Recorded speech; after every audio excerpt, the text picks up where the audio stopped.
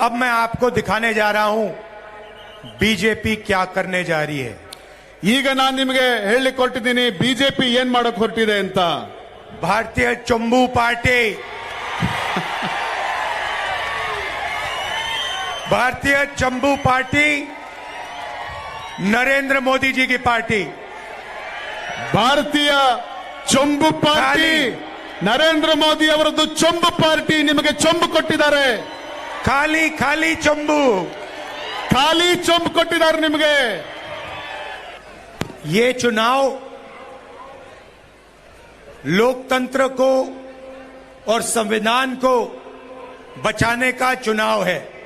ಈ ಚುನಾವಣೆ ಲೋಕತಂತ್ರವನ್ನ ಮತ್ತು ಸಂವಿಧಾನವನ್ನ ರಕ್ಷಣೆ ಮಾಡೋದಕ್ಕಾಗಿ ನಡೀತಾ ಇರುವಂತಹ ಚುನಾವಣೆ। पहली बार बीजेपी ने देश को साफ बताया है, उनके नेताओं ने बताया है कि अगर वो ये चुनाव जीतेंगे तो संविधान को बदल देंगे, खत्म कर देंगे। ಇದೇ ಮೊದಲನೇ ಬಾರಿಗೆ ಬಿಜೆಪಿಯವರು ಮತ್ತು ಅದರ ನಾಯಕರುಗಳು ಮತ್ತೆ ಅವರಿಗೆ ಅಧಿಕಾರವನ್ನ ಕೊಟ್ರೆ ಸಂವಿಧಾನವನ್ನ ಬದಲಾಯಿಸ್ತೀವಿ, ಸಂವಿಧಾನವನ್ನ ಮುಗಿಸ್ತೀವಿ ಎನ್ನುವ ಮಾತುಗಳನ್ನು ಆಡಿದ್ದಾರೆ। देश की जनता को संविधान अधिकार देता है, आरक्षण देता है। ದೇಶದ ಜನತೆಗೆ ಸಂವಿಧಾನ ಅಧಿಕಾರವನ್ನ ಕೊಡುತ್ತೆ, ಸಂವಿಧಾನ ರಕ್ಷಣೆಯನ್ನ ಕೊಡುತ್ತೆ। संविधान से पहले इस देश में गरीबों का, पिछड़ों का, दलितों का, आदिवासियों का कोई अधिकार नहीं था। ಸಂವಿಧಾನ ಬರೋದಕ್ಕಿಂತ ಮುಂಚೆ ಈ ದೇಶದಲ್ಲಿ ಹಿಂದುಳಿದ ವರ್ಗದವರಿಗೆ, ದಲಿತರಿಗೆ, ಆದಿವಾಸಿಗಳಿಗೆ, ದುರ್ಬಲರಿಗೆ ಯಾವ ಅಧಿಕಾರವೂ ಕೂಡ ಇರಲಿಲ್ಲ। राजाओं महाराजाओं का राज था, जो भी वो चाहते थे कर देते थे। किसी की जमीन चाहिए होती थी उठा के ले जाते थे। ರಾಜರು, ಮಹಾರಾಜರು ಮತ್ತು ಶಕ್ತಿಶಾಲಿಗಳು ಅವರಿಗೆ ಬೇಕಾದಂತೆ ರಾಜ್ಯಭಾರ ಮಾಡ್ತಾ ಇದ್ರು ಮತ್ತು ಯಾರ ಭೂಮಿಯನ್ನು ಬೇಕಾದರೂ ಕಿತ್ಕೊಳ್ತಾ ಇದ್ರು। कांग्रेस पार्टी और हमारे कार्यकर्ताओं ने देश की जनता के साथ मिलकर आजादी प्राप्त की, लोकतंत्र लाए और संविधान देश को दिलवाया। ಆ ದಿವಸ ಕಾಂಗ್ರೆಸ್ ಜನಸಾಮಾನ್ಯರ ಜೊತೆಗೆ ಸೇರಿ ಹೋರಾಟವನ್ನ ಮಾಡಿ ದೇಶಕ್ಕೆ ಸ್ವಾತಂತ್ರ್ಯವನ್ನ ತಂತು ಹಾಗೂ ಸಂವಿಧಾನವನ್ನ ಜಾರಿಗೊಳಿಸಿತು। और ये लोग सोचते हैं कि संविधान को मिटाया जा सकता है। ಇವರು ಆಲೋಚನೆ ಮಾಡ್ತಾ ಇದ್ದಾರೆ ಸಂವಿಧಾನವನ್ನ ತೆಗೆದು ಹಾಕಬಹುದು ಅಂತ। मैं देश की गरीब जनता को कहना चाहता हूं, दलितों को, आदिवासियों को, पिछड़ों को, माइनॉरिटीज को,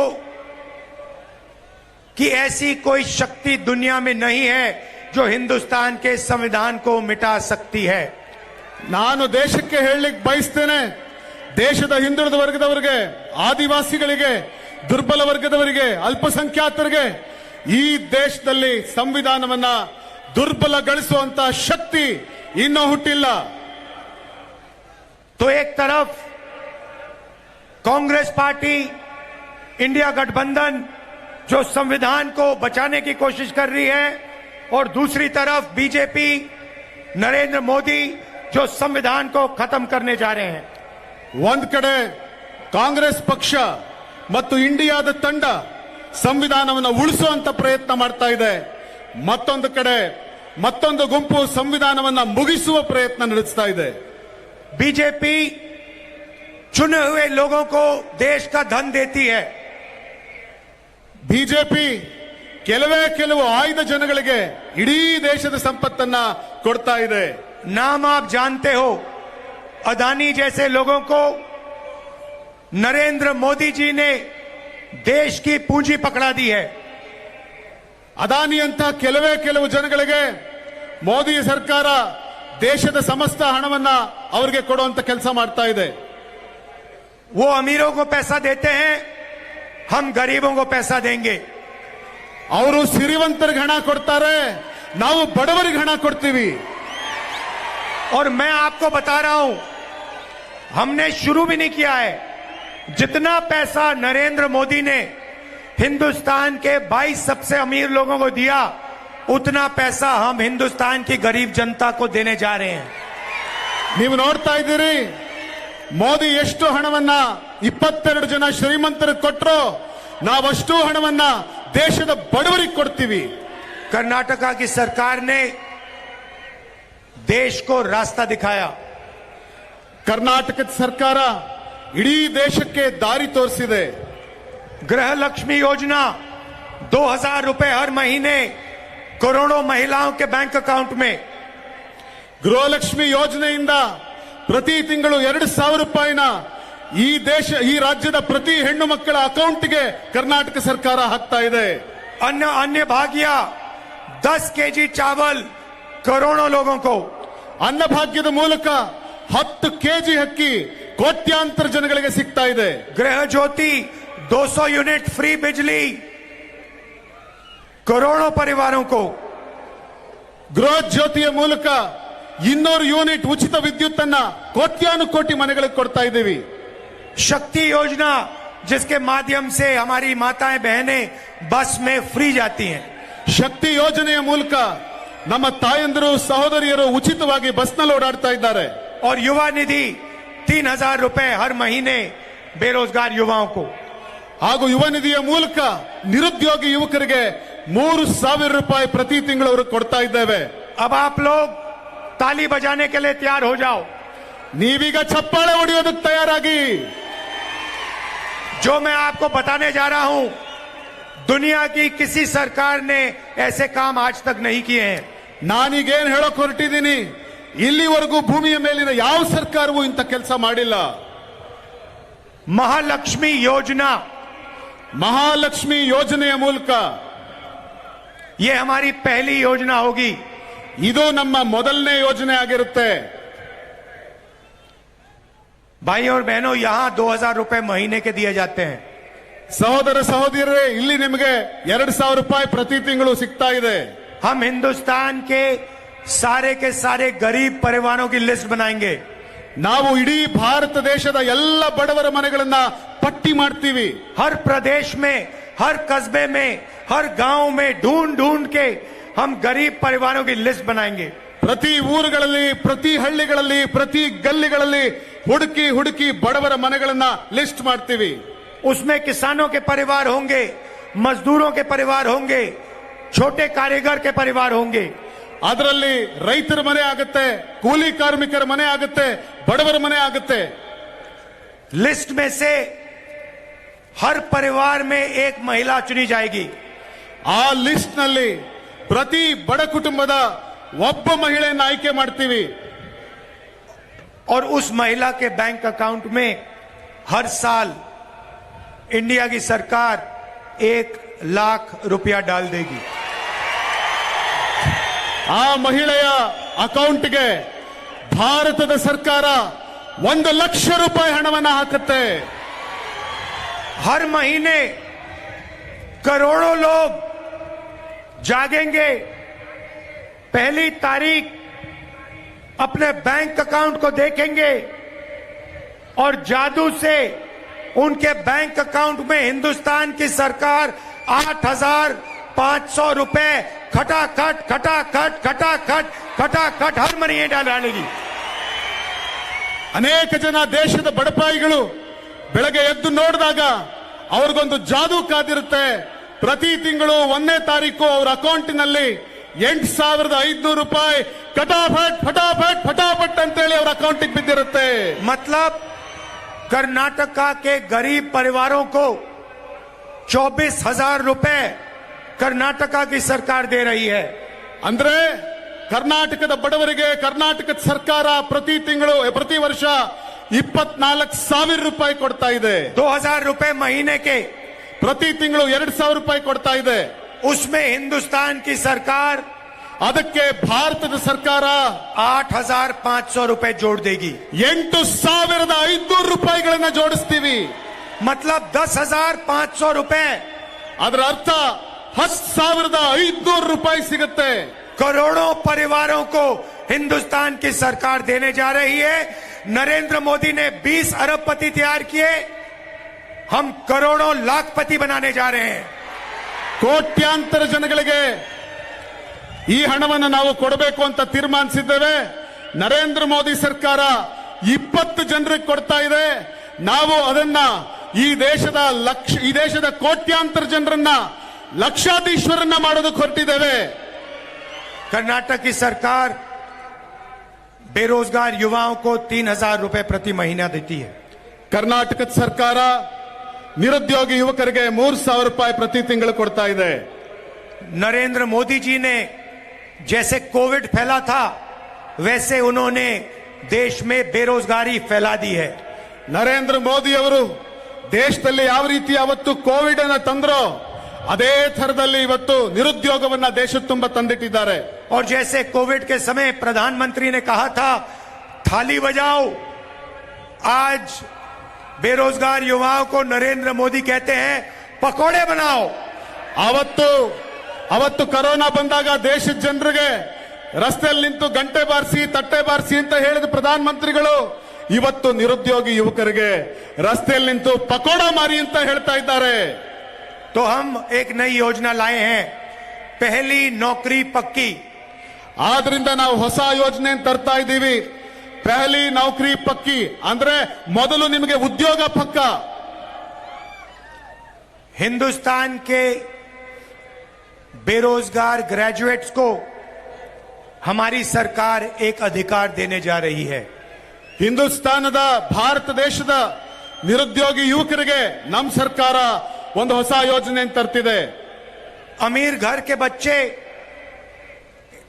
अप्रेंटिसशिप करते हैं, 6 महीने की 1 साल की उनकी टेम्पररी नौकरी लगती है, बड़ी बड़ी कंपनियों में होती है, ट्रेनिंग होती है, पैसा मिलता है.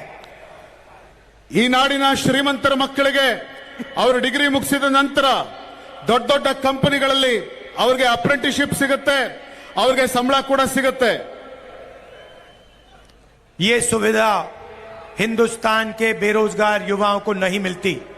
ಆದರೆ ಇಂಥ ಒಂದು ಉಪಯೋಗ ಈ ದೇಶದ ಬಡ ಮಕ್ಕಳಿಗೆ ಇಲ್ಲವಾಗಿದೆ. मनरेगा के माध्यम से मजदूरों को रोजगार का अधिकार हमने दिया. अब हम हिंदुस्तान के सारे ग्रेजुएट्स को अप्रेंटिसशिप का अधिकार देने जा रहे हैं. ನರೇಗಾದ ಮೂಲಕ ಹಿಂದೂಸ್ತಾನದ ಕೋಟ್ಯಾನುಕೋಟಿ ಯುವಕರಿಗೆ, ಹಿಂದೂಸ್ತಾನದಲ್ಲಿ ಕೋಟ್ಯಾಂತರ ಜನರಿಗೆ ನರೇಗಾದಲ್ಲಿ ಕೆಲಸದ ಯೋಜನೆಯನ್ನು ಕೊಟ್ವಿ ಮತ್ತು ಈ ಅಪ್ರೆಂಟಿಸ್ಶಿಪ್ ಯೋಜನೆಯ ಮೂಲಕ ಈ ದೇಶದ ಕೋಟ್ಯಾಂತರ ಜನ ಯುವಕರಿಗೆ ಉದ್ಯೋಗ ಸಿಗುವಂತ ಯೋಜನೆಯನ್ನು ರೂಪಿಸ್ತಾ ಇದ್ದೇವೆ. पब्लिक सेक्टर में, प्राइवेट सेक्टर में, सरकारी ऑफिसेज में, अस्पतालों में युवाओं को ये अप्रेंटिसशिप मिलेगी. ಸಾರ್ವಜನಿಕ ಸಂಸ್ಥೆಗಳಲ್ಲಿ, ಅದೇ ರೀತಿ ಪ್ರೈವೇಟ್ ಸಂಸ್ಥೆಗಳಲ್ಲಿ, ಸರ್ಕಾರಿ ಆಸ್ಪತ್ರೆಗಳಲ್ಲಿ ಯುವಕರಿಗೆ ಈ ಅಪ್ರೆಂಟಿಸ್ಶಿಪ್ ನ ಅವಕಾಶವನ್ನು ಕೊಡಿಸಬೇಕು ಅಂತ ಯೋಚನೆ ಮಾಡಿದ್ದೇವೆ. जैसे ही कॉलेज यूनिवर्सिटी खत्म होगी, ग्रेजुएशन होगा, वैसे ही ये अधिकार आपको मिलेगा. ಯಾವ ಸಂದರ್ಭದಲ್ಲಿ ನಿಮ್ಮ ಕಾಲೇಜ್ ಶಿಕ್ಷಣವನ್ನ ಮುಗಿಸ್ತೀರಿ, ಕಾಲೇಜ್ ಶಿಕ್ಷಣ ಮುಗಿದ ತಕ್ಷಣ ನಿಮಗೆ ಈ ಯೋಜನೆ ಜಾರಿ ಮಾಡ್ತೀವಿ. 1 साल की नौकरी 8,500 रुपए हर महीने, 1 लाख रुपए साल के, और दुनिया की सबसे बेहतरीन ट्रेनिंग हिंदुस्तान की सरकार आपको देने जा रही है. ನಿಮ್ಮ ಡಿಗ್ರಿ ಮುಗಿದ ತಕ್ಷಣ 1 ವರ್ಷ ನಿಮಗೆ ಕೆಲಸ ಕೊಡ್ತೇವೆ, 8,500 ರೂಪಾಯಿ ನಿಮ್ಮ ಅಕೌಂಟಿಗೆ ಬರೋ ತರ ಮಾಡ್ತೇವೆ. ಮಾತ್ರ ಅಲ್ಲ, 1 ವರ್ಷಕ್ಕೆ 1 ಲಕ್ಷ ಹಣ ಯುವಕರಿಗೆ ಸಿಗೋ ತರ ಮಾಡ್ತೇವೆ. तो लाखों युवाओं को, करोड़ों युवाओं को हम लाखपति बना रहे हैं, करोड़ों महिलाओं को हम लाखपति बना रहे हैं. ನಾವು ಈ ದೇಶದ ಕೋಟ್ಯಾಂತರ ಜನ ಯುವಕರನ್ನ ಲಕ್ಷಾಧೀಶ್ವರನ್ನ ಮಾಡೋದಕ್ಕೆ ಹೊರಟಿದ್ದೇವೆ. ನಾವು ಈ ದೇಶದ ಕೋಟ್ಯಾಂತರ ಹೆಣ್ಣು ಮಕ್ಕಳನ್ನ ಲಕ್ಷಾಧೀಶ್ವರನ್ನಾಗಿ ಮಾಡ್ತಾ ಇದ್ದೇವೆ. आशा और आंगनवाड़ी का काम जो करती हैं महिलाएं, उनकी आमदनी को दुगना किया जाएगा. ಆಶಾ ಮತ್ತು ಅಂಗನವಾಡಿಯಲ್ಲಿ ಕೆಲಸ ಮಾಡ್ತಾ ಇರುವಂತ ಹೆಣ್ಣು ಮಕ್ಕಳಿಗೆ ಬರ್ತಿರುವ ಆದಾಯವನ್ನ ದ್ವಿಗುಣ ಮಾಡ್ತೀವಿ. मनरेगा के लिए 400 रुपए मिलेगा. ಮನ್ರೇಗಾ ಕೆಲಸದಲ್ಲಿ ಕೆಲಸ ಮಾಡುವ ಕೆಲಸಗಾರರಿಗೆ 400 ರೂಪಾಯಿ ಸಿಗೋ ತರ ಮಾಡ್ತೀವಿ. और सरकारी ऑफिसेज में, पब्लिक सेक्टर में महिलाओं को 50% आरक्षण मिलेगा. ಸರ್ಕಾರಿ ಕಚೇರಿಗಳಲ್ಲಿ ಮತ್ತು ಅನೇಕ ಕಚೇರಿಗಳಲ್ಲಿ ಮಹಿಳೆಯರಿಗೆ 50% ರಿಸರ್ವೇಶನ್ ಸಿಗೋ ತರ ಮಾಡ್ತೇವೆ. तो ये सब हम कर्नाटक के लिए और बाकी प्रदेशों के लिए करने जा रहे हैं. ಇದೆಲ್ಲವನ್ನು ಕೂಡ ನಾವು ಕರ್ನಾಟಕಕ್ಕಾಗಿ ಹಾಗೂ ಬೇರೆ ಪ್ರದೇಶಗಳಿಗಾಗಿ ಮಾಡ್ತಾ ಇದ್ದೇವೆ. अब मैंने आपको बताया कि कांग्रेस पार्टी आपके लिए क्या करने जा रही है. किसानों के बारे में दो चीजें कहना चाहता हूं. ನಾನೀಗ ನಿಮಗೆ ಕಾಂಗ್ರೆಸ್ ಪಾರ್ಟಿ ಏನ್ ಮಾಡಕ್ ಹೊರಟಿದೆ ಅಂತ ಹೇಳಿದೆ, ಹಾಗೆ ನಾವು ರೈತರಿಗಾಗಿ ಏನ್ ಮಾಡಬೇಕು ಅಂತಿದ್ದೀವಿ ಅದನ್ನು ಹೇಳ್ತೇನೆ. यहाँ पे हमारे किसान भाई बहुत सारे दिख रहे हैं. ನನ್ನ ಕಣ್ಣು ಮುಂದೆ ಅನೇಕ ಜನ ರೈತರು ಕಾಣಿಸ್ತಾ ಇದ್ದಾರೆ. नरेंद्र मोदी ने अरबपतियों का 16 लाख करोड़ रुपए कर्जा माफ किया. मतलब 25 साल का मनरेगा का पैसा नरेंद्र मोदी ने 20-25 लोगों को दिया है. ನರೇಂದ್ರ ಮೋದಿ ಅವರು ಕೇವಲ 20 ಜನಗಳ 25 ಜನಗಳ 16 ಲಕ್ಷ ಕೋಟಿ ಹಣವನ್ನ ಸಾಲವನ್ನ ಮನ್ನಾ ಮಾಡಿದ್ರು. ಆ ಮೂಲಕ ಅವರು ಈ ದೇಶಕ್ಕೆ ಅನ್ಯಾಯವನ್ನು ಮಾಡಿದ್ರು. इसीलिए हमारी सरकार हिंदुस्तान के सारे किसानों का कर्जा माफ करने जा रही है. ಆದ್ರಿಂದ ನಮ್ಮ ಸರ್ಕಾರ ಅಧಿಕಾರಕ್ಕೆ ಬಂದ ಕೂಡಲೇ ಈ ದೇಶದ ಎಲ್ಲಾ ರೈತರ ಸಾಲವನ್ನ ಮನ್ನಾ ಮಾಡಬೇಕು ಅಂತ ತೀರ್ಮಾನ ಮಾಡಿದ್ದೇವೆ. और आपको किसानों को सही दाम दिलवाने के लिए लीगली गारंटीड एमएसपी मिलेगी. ರೈತರಿಗೆ ತಾವು ಬೆಳೆದಂತ ಬೆಳೆಗಳಿಗೆ ಸರಿಯಾದ ಬೆಲೆ ಸಿಗಬೇಕು ಅನ್ನೋ ಕಾರಣಕ್ಕೋಸ್ಕರ ನ್ಯಾಯಯುತವಾದಂತ ಎಂಎಸ್ಪಿ ಅನ್ನು ಕೂಡ ಜಾರಿ ಮಾಡ್ತೇವೆ. तो ये हम किसानों के लिए कर रहे हैं, मजदूरों के लिए कर रहे हैं, बेरोजगार युवाओं के लिए कर रहे हैं, ಇದನ್ನೆಲ್ಲ ನಾವು महिलाओं के लिए कर रहे हैं. ಇದನ್ನೆಲ್ಲವನ್ನು ಕೂಡ ನಾವು ರೈತರಿಗಾಗಿ ಮಾಡ್ತಾ ಇದ್ದೀವಿ, ಕಾರ್ಮಿಕರಿಗಾಗಿ ಮಾಡ್ತಾ ಇದ್ದೀವಿ, ನಿರುದ್ಯೋಗಿ ಯುವಕರಿಗಾಗಿ ಮಾಡ್ತಾ ಇದ್ದೀವಿ, ಮಹಿಳೆಯರಿಗಾಗಿ ಮಾಡ್ತಾ ಇದ್ದೀವಿ. अग्निवीर योजना ने करोड़ों युवाओं को चोट पहुंचाई. अग्निवीर योजना को हम रद्द कर देंगे, खत्म कर देंगे, उठा के फेंक देंगे. ಅಗ್ನಿವೀರ್ ಅನ್ನುವ ಯೋಜನೆಯ ಮೂಲಕ ಕೋಟ್ಯಾಂತರ ಜನ ಯುವಕರ ಕನಸಿಗೆ ತಣ್ಣೀರೆರ್ಚಿರುವಂತಹ ಯೋಜನೆಯನ್ನ ನಾವು ಖತಮ್ ಮಾಡ್ತೀವಿ, ಆ ಯೋಜನೆಯನ್ನು ಮುಗಿಸ್ತೀವಿ, ಆ ಯೋಜನೆಯನ್ನು ತೆಗೆದು ಹಾಕ್ತೀವಿ. और ये जो गलत जीएसटी बीजेपी ने लागू की है, 5 अलग अलग टैक्स, किसानों पर टैक्स, गरीबों पर टैक्स, जीएसटी को हम बदल देंगे, सिंपल जीएसटी बना देंगे, गरीबों की जीएसटी बना देंगे. ಇವತ್ತು ಈ ಜಿಎಸ್ಟಿಯನ್ನ ಜಾರಿಗೊಳಿಸೋದ್ರ ಮೂಲಕ 5 ರೀತಿಯ ವಿವಿಧ ಜಿಎಸ್ಟಿಗಳನ್ನ ಹಾಕಿ, ರೈತರ ಮೇಲೆ ಜಿಎಸ್ಟಿ, ಬಡವರ ಮೇಲೆ ಜಿಎಸ್ಟಿ ಹಾಕಿ ಏನಿವರು ಸುಲಿಗೆ ಮಾಡ್ತಾ ಇದ್ದಾರೆ, ನಾವಿದನ್ನ ಸರಳ ಮಾಡ್ತೀವಿ. ಈ ಜಿಎಸ್ಟಿನ ಮತ್ತಷ್ಟು ಸರಳಗೊಳಿಸಿ ರೈತರ ಬದುಕನ್ನ, ಬಡವರ ಬದುಕನ್ನ ಹಸನಾಗಿಸ್ತೇವೆ. अब कांग्रेस पार्टी क्या करने जा रही है, मैंने आपको बताया. ಕಾಂಗ್ರೆಸ್ ಸರ್ಕಾರ, ಕಾಂಗ್ರೆಸ್ ಪಕ್ಷ ಏನ್ ಮಾಡಕ್ ಹೊರಟಿದೆ ಅಂತ ನಾನು ನಿಮ್ಗೆ ಹೇಳಿದೆ.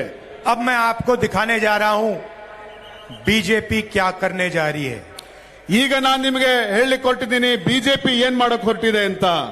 भारतीय चंबू पार्टी भारतीय चंबू पार्टी नरेंद्र मोदी जी की पार्टी. ಭಾರತೀಯ ಚೊಂಬು ಪಾರ್ಟಿ ನರೇಂದ್ರ ಮೋದಿ ಅವರದ್ದು ಚೊಂಬು ಪಾರ್ಟಿ ನಿಮಗೆ ಚೊಂಬು ಕೊಟ್ಟಿದ್ದಾರೆ. खाली खाली चंबू, ಖಾಲಿ ಚೊಂಬು ಕೊಟ್ಟಿದ್ದಾರೆ ನಿಮಗೆ. कर्नाटक का 100 रुपए देता है हिंदुस्तान को, आपको 13 रुपए वापस मिलते हैं. ಕರ್ನಾಟಕ ದೇಶಕ್ಕೆ 100 ರೂಪಾಯಿ ಕೊಟ್ರೆ ನಮಗೆ ವಾಪಸ್ ಬರೀ 13 ರೂಪಾಯಿ ಸಿಗ್ತಾ ಇದೆ ನಿಮಗೆ. ड्राउट रिलीफ के लिए आपको 18,000 करोड़ रुपए देना था, खाली चंबू दिया. ಬರ ಪರಿಹಾರಕ್ಕೋಸ್ಕರ ನಿಮಗೆ 18,000 ಕೋಟಿ ಕೊಡಬೇಕಾಗಿತ್ತು, ಆದ್ರೆ ಅವರು ಕೊಟ್ಟಿದ್ದು ಖಾಲಿ ಚೊಂಬು. फाइनेंस कमीशन 60,000 करोड़ रुपए नहीं दिए. ಫೈನಾನ್ಸ್ ಕಮಿಷನ್ 7,000 ಕೋಟಿ ಕೊಡಲಿಲ್ಲ. सिर्फ खाली चंबू, भारतीय चंबू पार्टी ನಿಮಗೆ ಕೊಟ್ಟಿದ್ದು ಖಾಲಿ ಚೊಂಬು, ಅದು ಭಾರತೀಯ ಚೊಂಬು ಪಾರ್ಟಿ. तो भाइयों और बहनों, कांग्रेस पार्टी का पूरा समर्थन कीजिए। ಸಹೋದರ ಸಹೋದರಿಯರೇ, ಹೀಗಾಗಿ ನಾನು ನಿಮ್ಮನ್ನು ಕೇಳ್ಕೊತಾ ಇದ್ದೀನಿ, ಕಾಂಗ್ರೆಸ್ ಪಾರ್ಟಿಗೆ ಶಕ್ತಿ ಕೊಡಿ. और आखिरी बात मैं बेल्लारी को कहना चाहता हूं, ನಾನು ಮತ್ತೆ ಬಳ್ಳಾರಿಯ ಜನತೆನ ಕೇಳಬೇಕು ಅಂತ ಬಯಸ್ತೀನಿ. मैं यहां आया था, चुनाव में मैंने आपसे कहा था कि हम 5 गारंटी देंगे, वो हमने पूरी कर दी। ನಾನು ಮುಂಚೆ ಬಂದಿದ್ದಾಗ ನಿಮ್ಮ ಮುಂದೆ ನಿಂತು ನಾವು 5 ಗ್ಯಾರಂಟಿ ಕೊಡ್ತೀವಿ ಅನ್ನೋ ಭರವಸೆಯನ್ನು ಕೊಟ್ಟಿದ್ದೆ. ಆ ಗ್ಯಾರಂಟಿಯನ್ನ ನಿಮಗೆ ಪೂರ್ಣ ಮಾಡಿದ್ದೇವೆ. मैं जो कहता हूं मैं करके दिखा देता हूं। ನಾನು ಏನು ಹೇಳ್ತೀನಿ ಅದನ್ನ ಮಾಡೇ ಮಾಡ್ತೀನಿ. मैंने बेल्लारी से एक और वायदा किया था। ನಾನು ಬಳ್ಳಾರಿಯಲ್ಲಿ ನಿಮ್ಗೆ ಇನ್ನೊಂದು ಮಾತು ಕೊಟ್ಟಿದ್ದೆ. मैंने कहा था कि बेल्लारी को दुनिया का जीन्स कैपिटल बनाया जाएगा।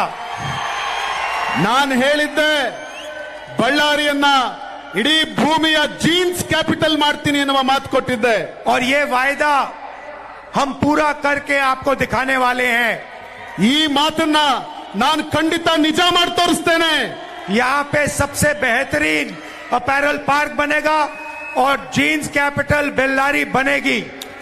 ನಾನು ಅತ್ಯಂತ ಸುಂದರವಾದಂತ ಅದ್ಭುತವಾದಂತ ಒಂದು ಜೀನ್ಸ್ ಪಾರ್ಕ್ ಅನ್ನ ಮಾಡಿ ಜೀನ್ಸ್ ಕ್ಯಾಪಿಟಲ್ ಆಗಿ ತೋರಿಸ್ತೇನೆ. इसके बारे में आपको घबराने की कोई जरूरत नहीं है।